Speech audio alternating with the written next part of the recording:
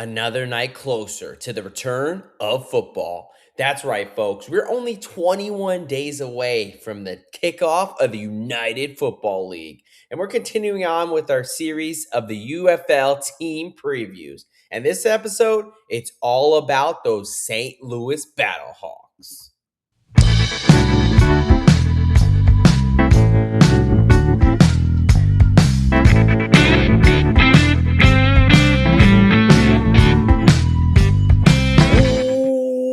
Welcome, football fans, to another edition of the D-Gen Docs. Yes, a UFL United Football League edition of the D-Gen Docs here. And we are continuing on with our UFL Team Preview series here. It is all about the caca. Our caw is the law. If you've been watching the UFL, you know the St. Louis Battlehawks fan base is a rowdy bunch. And we're going to look to bring the energy to match that Battle Dome energy there.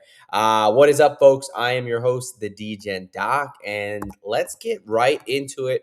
Waste no time here. A little bit of show structure, tell you about what we've got going on here. Look, UFL, 21 days away. We are excited for this kickoff.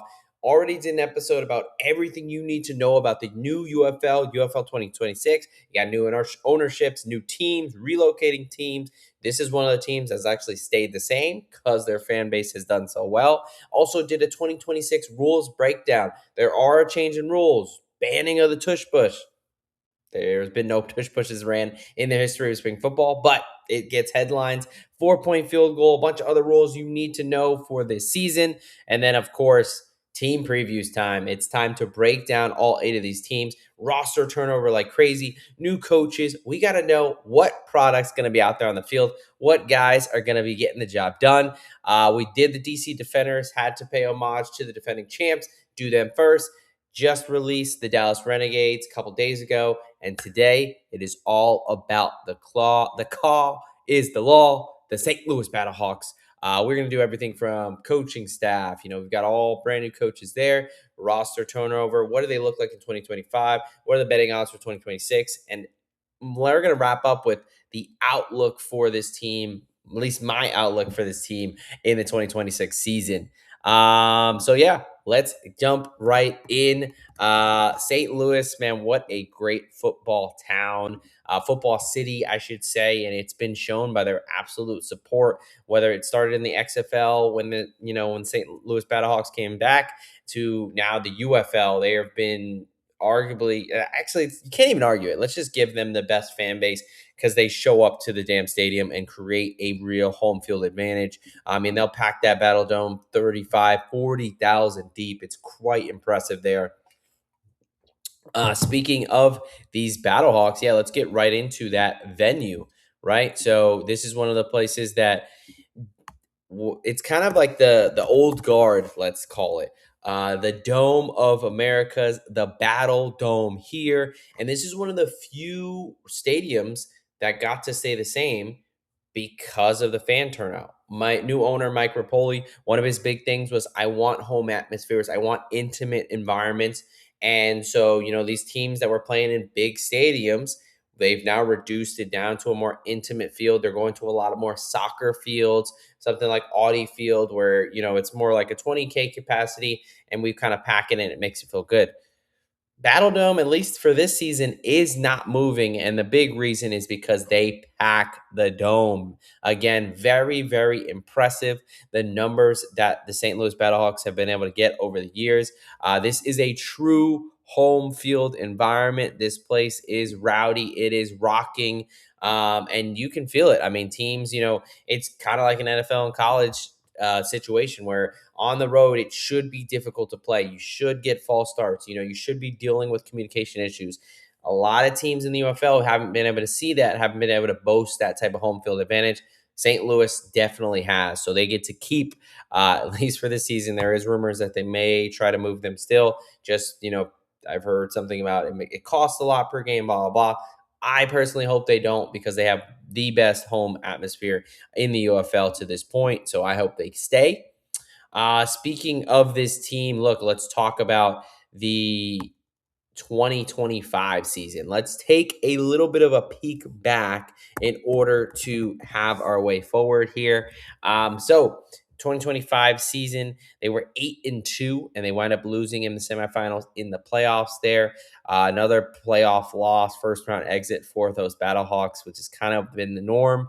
But that was under old coach Anthony Beck, who is now moving on to maybe not greener, but definitely warmer pastures in Orlando. Talking about he's the Orlando Storm coach, which I will talk about when we break down the Storm. Was curious whether that was like a voluntold, hey, you're moving on type deal. I wonder if we'll ever get that answer on why Beck left, or if he was kind of pushed out of the door there.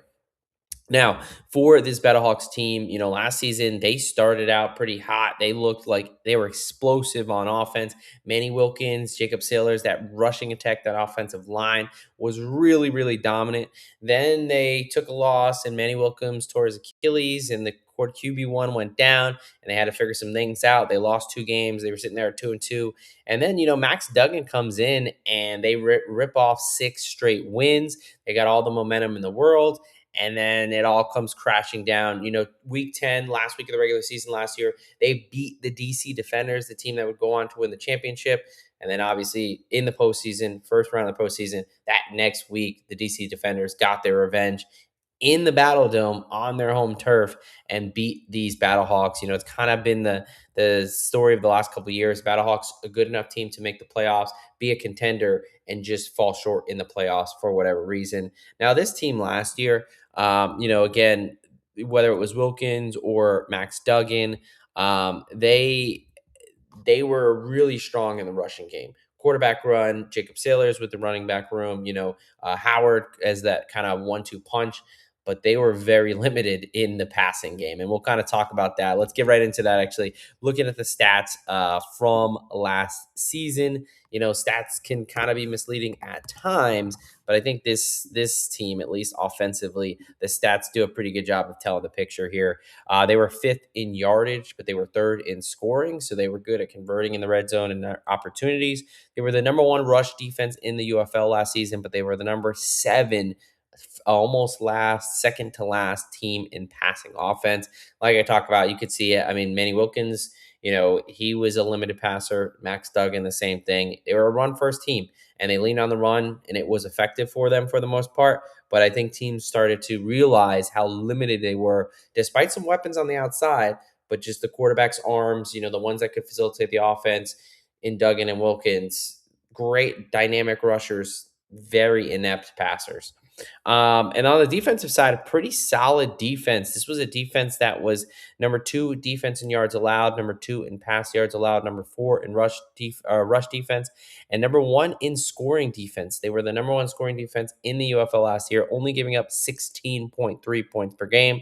So, they scored 23.1 and they only let up 16.3. This defense was ferocious. Especially that pass defense, and we'll talk about it, but that pass rush was nasty last year, and they had some pretty solid pieces on the back end. They were +3 on the turnover margin with 17 takeaways and 14 giveaways. They dealt with some interceptions and some fumble issues there, but their defense was opportunistic. So on paper, a pretty damn, number 3 scoring offense, number 1 scoring defense, pretty damn good team on paper, really good team through the regular season. Just kind of fell short in the playoffs yet again this past season. Now, let's go ahead and look forward here. Let's get to the 2026 team preview, where this episode is mostly going to focus on here. And let's go ahead and start with the 2026 championship betting odds. This is a betting show. We're doing the team previews. Not going to be a whole ton of betting now just because we're talking about their futures, but going to break down the teams, and we'll get into that. But do want to talk about the futures here. So 3 books right now that are hanging some numbers. DraftKings +650, Score Bet, the old ESPN, +600, and Bet365 +650 there. So all around that 6-7-1 in between there at the moment for the St. Louis Battlehawks. Kind of middle of the pack there. Hey, not the tops, not one of the top 3 favorites, but not one of the bottom feeders that you're getting plus 10-1 and plus odds. All right, let's talk about the coaching structure, because this is a team like most teams, I did the DC Defenders are the only team that brings back not only just their head coach, but all of their coaching staff in the next season. Is another new coaching staff, and it all starts with St. Louis legend Ricky Proehl. This is a guy who, if you're from St. Louis, if you're a St. Louis Rams fan of the greatest show on turf, he is not somebody who you're not going to know. I think one of the big things with AJ McCarron with Birmingham, obviously Alabama, former Alabama player, Ted Ginn Jr. in Columbus, former Ohio State player. They're really trying to get into the guys that have hometown ties. Redmond over in Louisville, former Louisville quarterback. Really, the home city tie-ins is the biggest thing. And now, is that because those guys live there and they want to coach there, or I think Rapoli's trying to do a decent job of getting the fans to buy in. Now, Proel, he's a guy who was on the staff last year as wide receivers coach, but this is his first head coaching gig at any level. We have a couple coaches like that, and that's a little bit risky, let's say, putting it kindly. But he was the all-time leading receiver in yards and touchdowns at Wake Forest. Both those records still stand to today. He was a key wide receiver on that St. Louis Greatest Show on Turf team. He is a St. Louis legend, as I mentioned. He went on to be a wide receiver coach for the Carolina Panthers. In 2022, he joined to be the wide receiver coach for the St. Louis Battlehawks under Beck. So again, he's been in St. Louis the past 3 years. He's not unfamiliar to the team, to the city, but it is his first head coaching gig at any level. Offensive coordinator is A.J. Smith, a guy who's pounced around the coaching ranks of the UFL. He was assistant coach for San Antonio and Houston.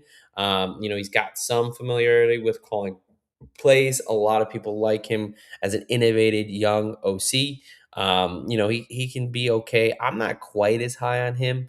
I do think he's shown some flashes, but a lot of those offenses, San Antonio, Houston, not very prolific offenses. Both, if anything, led by their defenses.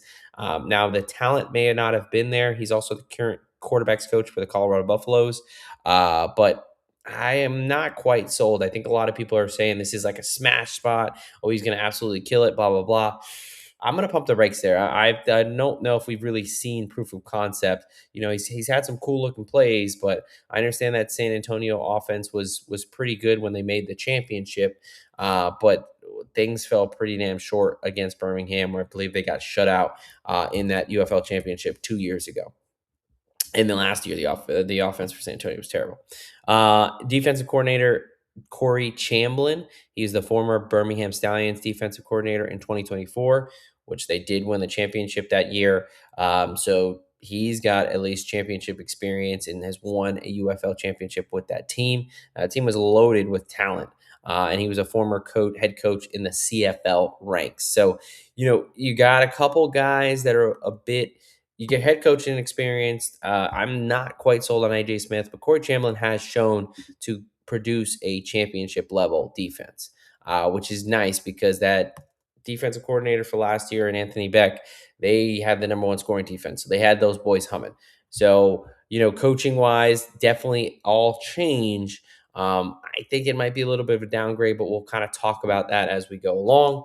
Let's talk about the quarterbacks because, the first two teams we've done, DC Defenders, it's Jordan Ta'amu. He's the UFL Championship MVP. He's been in the league for a while. He's going to be the QB1.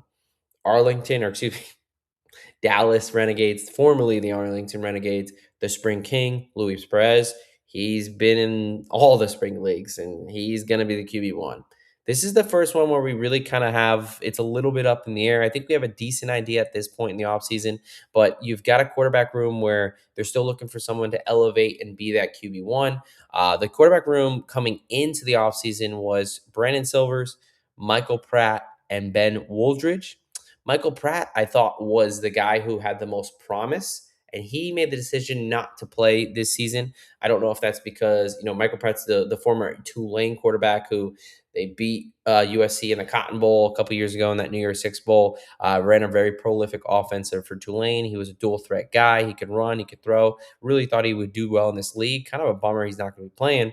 But don't know if it was a situation where, hey, you're not going to win the starting job, or hey, you want to go for an NFL shot, or just not ready to play, whatever it may be. But it is, I think Brandon Silvers is probably the leader in the clubhouse right now, based on reports and having some rapport with AJ Smith at his time. Brandon Silvers has spent the first year in the league with Houston when Smith was there, and then he spent the last 2 years in the league being basically the backup for the St. Louis Battlehawks. So 2 years ago, he was backing up AJ McCarron, and then last year he was quarterback 3 because it was Manny Wilkins, and then Max Duggan came in. He got a little bit of burn last season, but not a ton. He played 2 games, 72% completion percentage, but he only threw the ball, 18 times at 205 pass yards, 1 touchdown, 0 interceptions. But again, super, super limited sample size.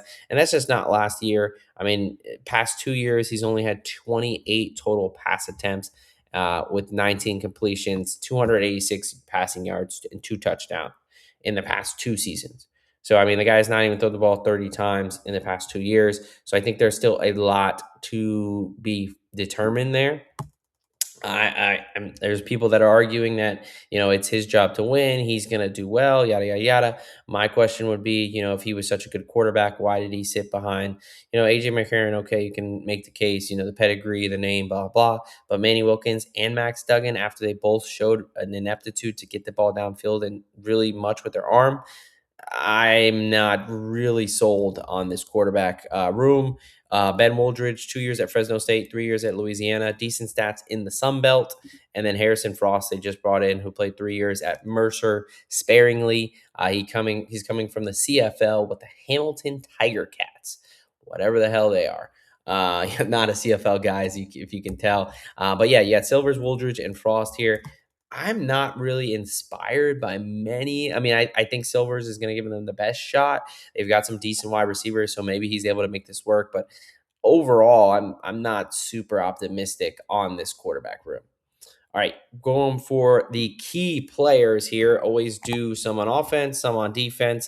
We're going to do key players. We're going to do key losses, and then we're going to go to outlook. What is this team going to look like for 2026?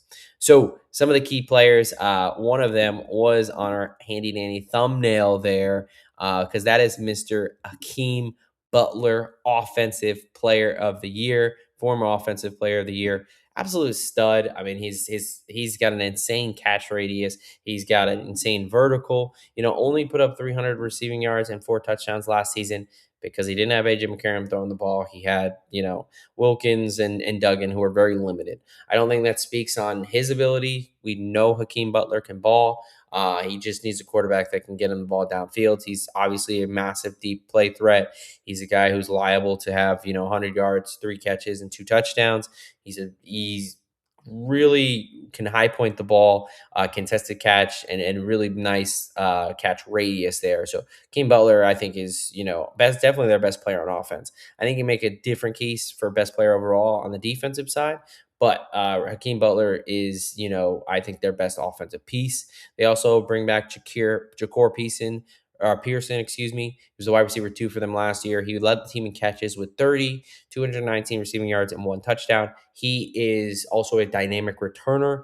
In the punt return specifically, he led the league in punt return yards. He's a very quick guy, and he's a guy you want to get out in space, and he can make some things happen. Running back Jarvion Howard, the RB2 from last year, 310 yards and 3 touchdowns. So they bring some production back on the outside. Your top 2 wide receivers. You bring back your second string running back. Their kicker is Tucker McCann for Mizzou. Now, I know you're probably saying, why are you talking about a kicker? Because in the UFL with those 4-point field goals, I said I was going to talk about every single kicker on the teams because they're going to matter. right? And kicking game in general, whether the 4-point field goal or not, has been a separator for this. So he kicked at Mizzou, for 4 years. He was 72.6% overall on field goals. His last 2 years, he was up in the 70s there, where he was kicking for volume. He has a long of 57 in his career. So could he touch that 60? Potentially. He's kind of bounced around as a free agent, hasn't had a lot of kicking time, at least at a professional level, since his college days in 2019 when he finished up at Mizzou. He was 3 for 7 overall in his career from 50 plus.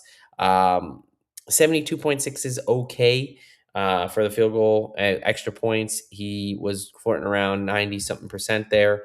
Um, I think overall he's it's hard with these guys because he hasn't kicked since, at least from what we could see, it since 2019. So it's been 6 7 years. But assuming that he's able to kind of be in that form, should be a decent kicker. I don't think he's going to be a Jake Bates, Brandon Aubrey type, but with the massive legs and just drilling them from potentially that 4-point range. But 57 long, 57 his junior year at Mizzou, not bad. So this is one that actually has got definitely the strongest leg of the two other guys I've talked about on the Renegades and the DC Defenders. So we'll see about what Tucker McCann can do. Flipping over the defensive side, I think the best player on this team is Pita Tiamu Penu. Pita, obviously the first name. That's typically what is a little bit easier. He's the reigning defensive player of the year. He led the team with 7.5 sacks and 3 forced fumbles last season. He's an absolute monster. He's a stud. He's a game wrecker if you do not pay attention to him. And he's been this way for the past several years. Don't really understand how he's not in the NFL, but I mean, good for St. Louis because this guy's a stud. They also bring back opposite him Travis Feeney, who was number 5 on the team in tackles with 37. He had 5 TFLs to lead the team last year and 2.5 sacks, which was good for third on the team. So two solid edge rushers, your two starting edge rushers who created a lot of havoc last season. Bringing them back is a huge plus for a defense that doesn't return their top 3 leading tacklers, which we'll kind of get to. They also bring over nose tackle Carlos Davis, formerly with the Birmingham Stallions. He's been a stud in the league for the past several years. He wreaks havoc on that interior defensive line. He had 16 tackles, 5 TFLs, 3 sacks, and one interception and 1 pass breakup. So he is a stat stuffer. That's incredible to have an interception, pass breakup, 3 sacks from the nose guard position, the nose tackle position. So he is someone that is going to make an impact for this team. And then middle linebacker Jordan Williams from the San Antonio Brahmas, because the UFL doesn't have any of their old stats from like the Brahmas and stuff because they don't exist anymore. I can just say he was been the leader of that defense and a leading tackler for that team for the past 2 seasons. I can't give you the stats from last year, but just watching them, I actually got to interview him 2 years ago when I got to go to a game there and sit in the press box, which was awesome. But yeah, he was flying around the field. He is the defensive leader. He was for that team. They're replacing both their middle linebackers from last year, so Jordan Williams is going to have to step up. All right, looking at the key losses now, who this team lost, there was quite a few. Now, I like to point this out for all the teams. As of February 22nd, players who were drafted that actually reported to camp, because you can draft up guys, but not all of them are going to show up, 82%. So about the top half there of the league. So decent retainment there. All right, so for the losses, starting with the quarterback room, Manny Wilkins, he had those 4 games started before his Achilles injury. Max Duggan, who stepped in for Wilkins after that injury and, led them to, if you don't count the game he came in for injury, he was perfect 6-0, which was interesting because it was like the guy is clearly limited in throwing, but he was a tough SOB, and he could turn his head down and get the job out, and he just won games. That's what he did, except for the postseason. But hey, 6-0 in the regular season is not bad. Michael Pratt, again, a guy who I thought was potentially going to be their QB1 and give them some promise in the quarterback room, not going to be playing. So, You're losing, two guys from last year and one guy you thought was potentially going to be the leader in the clubhouse going into the offseason. The big one, too, Jacob Sailors. He was the do it all back for them. He's getting a shot in an NFL as he should. He led the team in rushing with 499 rushing yards and 5 touchdowns. He also was second in receiving with 245 receiving yards. He was a major player out of the backfield, running game, passing game. He was huge. He was, outside of Keem Butler, he was much of that offense for the past couple of years. Is a major loss, but hey, he's going to the league. It's what this entire UFL is about, is getting these guys shots in the NFL. So, it's not really, it's bad for the team, but it's good for him, right? Because he's balled out. So, offensive side, the quarterbacks, running backs kind of decimated there. And then the linebacking core. Their leading tackler on the team, Willie Harvey, led the team with 58 tackles last year. He is no longer on the team. Also, linebacker Mike Rose, who was second on the team in tackles with 49. He's also not back with the Battlehawks this year. You've got, obviously, the losses in the coaching staff with Anthony Beck, who had been there for the last several years, and the defensive coordinator there, who helped lead that number one scoring defense. Defensive lineman Chris Garrett, the second leading sacker on the team from last year with 4. And their CB1, Chris Payton, who led the team with 2 interceptions, one of the starting defensive backs, also will not be out there. So defensively, it's really that linebacking core. Now, Jordan Williams is a capable, more than capable linebacker. So I do think he's going to be able to fill that void. But still, you're losing your top 3 leading tacklers from last season. There's a lot to replace on this roster. And that's going to lead me into the last little segment here, and that is outlook and question marks. What is this team? What am I projecting this team to look like in 2026? We'll start with the concerns and the question marks here, and it has to start with the quarterback room.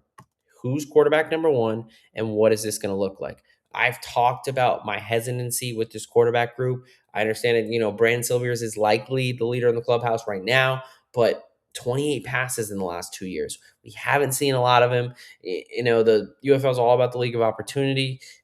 If he was that good, is he going to be the backup the last 2 years, And especially last year, you had Manny Wilkins go down, so he's quarterback 3. He can't even get much playing time there. Max Duggan, hey, he was winning games and whatever, but that offense was limited. They couldn't throw the ball very well. So I just kind of struggle to think that he's going to all of a sudden ascend and be this great guy, and maybe one of the other guys step up. But right now, this quarterback room is, I think, one of the worst in the league. And then it's you're replacing quarterback 1, quarterback 2, RB1, head coach, defensive coordinator, offensive coordinator, quarterback 1, linebackers 1 and 2, their top 3 leading tacklers. Not only from a productivity standpoint, but this is a complete change in leadership at every single level. Complete change in leadership in the offense, where your stud running back, your quarterbacks, who's going to step up there, defense, your linebackers, your guys. Maybe Peta and Feeney are able to kind of take a hold of the locker room there, but Harvey and Rose were they were the kind of heartbeat of that defense, in the middle of that defense there. So I have questions on, you got a first-time head coach, someone who has never been a head coach at this level. He's been a great player, but we see it all the time. Just because someone's a great player does not mean they're a great teacher of the game. They're not a great leader of men.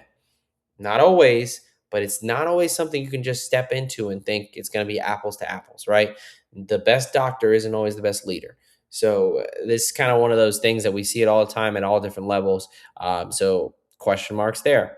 And then finally, I've got major concerns on the offensive line and the tight end. Looking at their roster here, I'm someone who very much values offensive line. It's the life, the heartbeat of the offense. You can do nothing.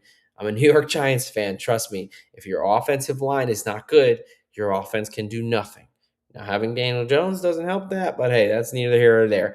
But this offensive line, who was one of the better units last year with guys like Abdul Beecham, they've kind of got split apart. They didn't really want to retain much of their offensive line for whatever reason. They didn't prioritize that in their reserves.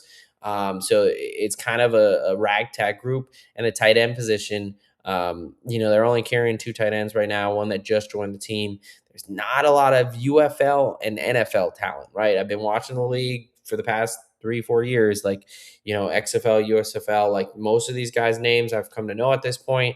Not a lot that I'm recognizing. So, hey, maybe some of these guys who are just coming in, maybe they pop and you hit some gold there. But right now, fairly pessimistic on the O line and tight end situation. So, overall outlook, my outlook for this team for the 2026 season, probably not a surprise with the way that this episode has been going. But I do think this is going to be a bottom half of the league team. I think outside of the wide receiver and the outside linebacker, the edge group, there's a ton of questions from the coaching staff to the roster. You're replacing production, you're replacing leadership at all types of levels. The biggest thing is there's no clear quarterback one at this point. So, if you have, as Madden said, if you have two quarterbacks, you have no quarterbacks. And they may have, everyone's got three quarterbacks, but who's going to get the ball? Who's going to start the game? Are they going to do this rotational thing? Is someone really going to take the reins of this offense? And what is that going to look like? I've got concerns up front. So, yes, you got Hakeem Butler. You got Ja'Cory Pearson.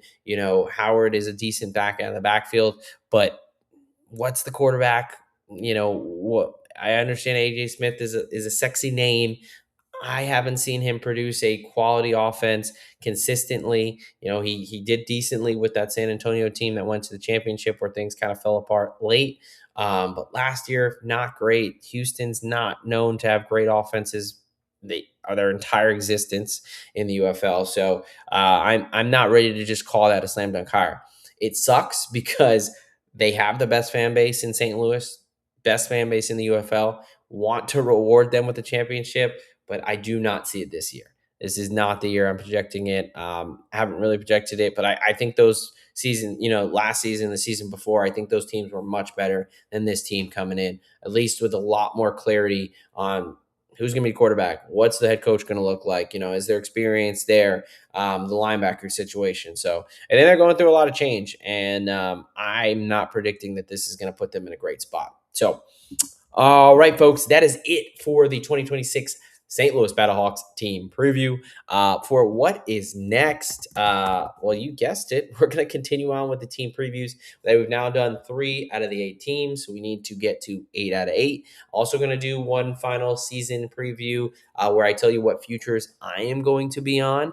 I'll tell you this, if you follow me over on X at the DGen Doc, you probably already know one of them I'm going to be on because I put it out before the number changed because I was expecting it to go down in value. So hopefully you grab that nice number with me there. But gonna finish team previews, gonna do a final season preview. Hey, let's now look at a 330-foot view or 300-foot view, whatever the phrase is. Let's look at the league holistically, and let me tell you, hey, this is where I kind of have my power rankings, and this is where I'm going into the season. And then weekly, what this is going to be, it's going to be one episode per week, as it's been for the past couple of years. I'm going to do game breakdowns. I'm going to tell you, what my best bets are as far as money lines, totals, spreads, right? We'll do game breakdowns. We'll do bets there. And then if I got to see, first year UFL, no props on the books. It was all underdog and fantasy projection type. Last year, ESPN Bet kind of led the way with props on the book because they were one of the sponsors. They would drop very late, like Friday or Thursday late. So I wasn't able to kind of record the video, have them in there. I would put the plays on X there. Maybe this year we get the props out Wednesday, Thursday, and I can include them in the show. We'll see. That's the goal. I'm going to be betting props. So whether it's, I just have to tweet them out or I hopefully can get them in the video, we'll just kind of have to stay soon and see what they give us. So hopefully they'll be able to provide some betting markets, and it looks at least getting closer to what we can do for college football and the NFL. But hey, it's the UFL. Anything goes here, baby. All right, folks, that is it. Again, St. Louis Battlehawks 2026 team preview. Let's hear it, Kakal fans. Maybe you just greatly disagree with me. Maybe I'm missing something. Tell me in the comments. Let me know. But you know what they say, folks. A lock a day keeps the bookie away. And here at the DGen Docs, we've got your prescription. From Doc here on DFSG Plus. Out of here.